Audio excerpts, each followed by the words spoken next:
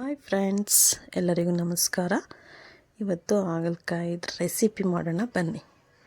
ಹಾಗಲಕಾಯಿ ಮೊದಲೇ ಕಟ್ ಮಾಡಿ ಇಟ್ಕೊಂಡಿದ್ದೀನಿ. ನಾನು ನೀರಲ್ಲಿ ಹಾಕಿ ಚೆನ್ನಾಗಿ ವಾಶ್ ಮಾಡಿ ಅದನ್ನು ಬೇಯಕ್ಕೆ ಇಡಬೇಕು.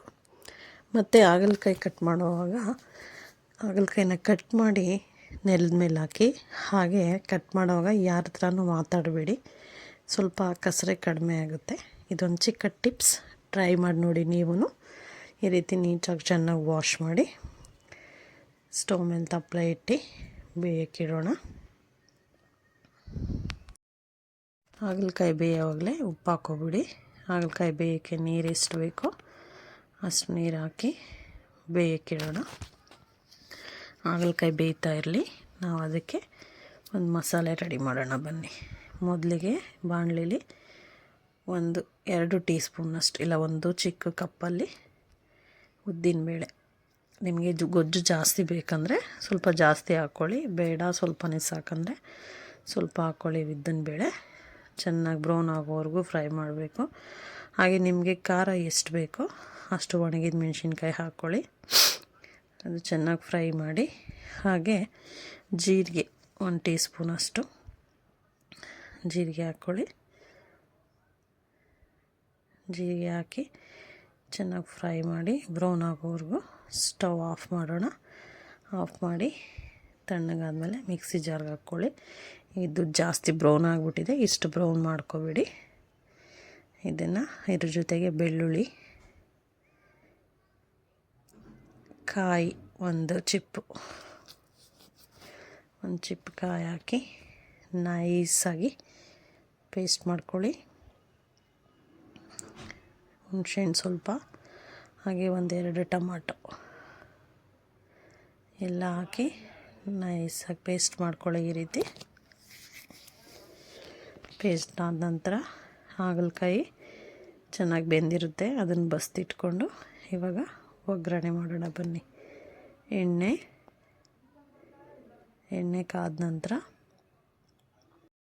1/2 ಟೀ ಸ್ಪೂನಷ್ಟು ಸಾಸಿವೆ ಹಾಕ್ಕೊಳ್ಳಿ. ಒಗ್ಗರಣೆಗೆ ಸಾಸಿವೆ ಎಲ್ಲ ಚೆನ್ನಾಗಿ ಚಟಪಟ ಅಂದ ತಕ್ಷಣ ಕರಿಬೇವು ಹಾಕ್ಕೊಳ್ಳಿ. ಕರಿಬೇವು ನಂತರ ಬೆಳ್ಳುಳ್ಳಿ. ಒಗ್ಗರಣೆಗೆ ಸ್ವಲ್ಪ ಬೆಳ್ಳುಳ್ಳಿ ಹೆಚ್ಚಿಟ್ಕೊಳ್ಳಿ, ಹಾಗೆ ರುಬ್ಬಕ್ಕೂ ಹಾಕಿ. ಬೆಳ್ಳುಳ್ಳಿ ಟೇಸ್ಟ್ ಚೆನ್ನಾಗಿರುತ್ತೆ. ಬೆಳ್ಳುಳ್ಳಿ ಬ್ರೌನ್ ಆದ ತಕ್ಷಣ ಈರುಳ್ಳಿ ಹಾಕ್ಕೊಳ್ಳೋಣ ಬನ್ನಿ. 2 ಈರುಳ್ಳಿ ಕಟ್ ಮಾಡಿ ಇಟ್ಕೊಂಡಿದ್ದೀನಿ. ಚೆನ್ನಾಗಿ ಈರುಳ್ಳಿನ ಕೆಂಪಗಾಗೋವರೆಗೂ ಫ್ರೈ ಮಾಡಿ ಈ ರೀತಿ. ನಂತರ ಬಸ್ತಿಟ್ಕೊಂಡಿರೋ ಹಾಗಲಕಾಯಿ ಹಾಕಿ ಚೆನ್ನಾಗಿ ಮಿಕ್ಸ್ ಮಾಡಬೇಕು. ಅದು ಸ್ವಲ್ಪ ಒಗ್ಗರಣೆ ಜೊತೆಗೆ ಬೆರಿಬೇಕು.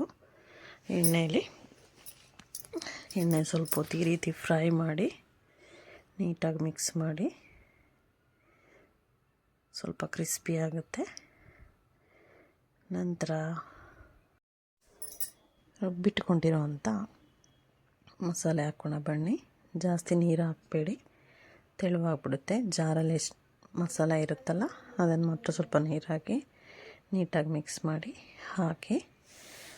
ಆದ ನಂತರ ನೀಟಾಗಿ ಹಾಗಲಕಾಯಿ ಜೊತೆ ಎಲ್ಲ ಮಿಕ್ಸ್ ಮಾಡ್ಕೊಳ್ಳಿ. ಮಸಾಲೆ ಎಲ್ಲ ನೀಟಾಗಿ ಹಾಗಲಕಾಯಿಗೆ ಮಿಕ್ಸ್ ಆಗಬೇಕು. ಚೆನ್ನಾಗಿ ಮಿಕ್ಸ್ ಆದಮೇಲೆ ಬೇಯೋಕ್ಕೆ ಬಿಡಿ. ಇದರ ಜೊತೆಗೆ ಮೊಟ್ಟೆನೂ ಆ್ಯಡ್ ಮಾಡ್ಕೋಬೋದು ನೀವು. ಮಸಾಲೆ ಹಾಕೋಕ್ಕೆ ಮುಂಚೆನೇ ಹಾಗಲಕಾಯಿ ಜೊತೆ ಮೊಟ್ಟೆ ಹಾಕಿ ಆಮೇಲೆ ಮಸಾಲೆ ಹಾಕಿ ಮಿಕ್ಸ್ ಮಾಡ್ತಾ ಇರಬೇಕು. ತಳ ಹಿಡ್ದು ಬಿಡುತ್ತೆ. ತಳ ಹಿಡಿಯೋದು ಯಾಕಪ್ಪ ಅಂದರೆ ಉದ್ದಿನಬೇಳೆ ಹಾಕಿರ್ತೀವಲ್ಲ, ಅದಕ್ಕೆ. ನೀಟಾಗಿ ಮಿಕ್ಸ್ ಆಗಿ ಬೆಂದಮೇಲೆ ಕೊತ್ತಂಬರಿ ಸೊಪ್ಪು ಕಟ್ ಮಾಡಿ ಆ್ಯಡ್ ಮಾಡಿ. ತುಂಬ ಟೇಸ್ಟಿಯಾಗಿರುತ್ತೆ. ನನ್ನ ವಿಡಿಯೋ ಇಷ್ಟ ಆಗಿದ್ದರೆ ಲೈಕ್ ಮಾಡಿ, ಶೇರ್ ಮಾಡಿ, ಸಬ್ಸ್ಕ್ರೈಬ್ ಮಾಡಿ. Thank you.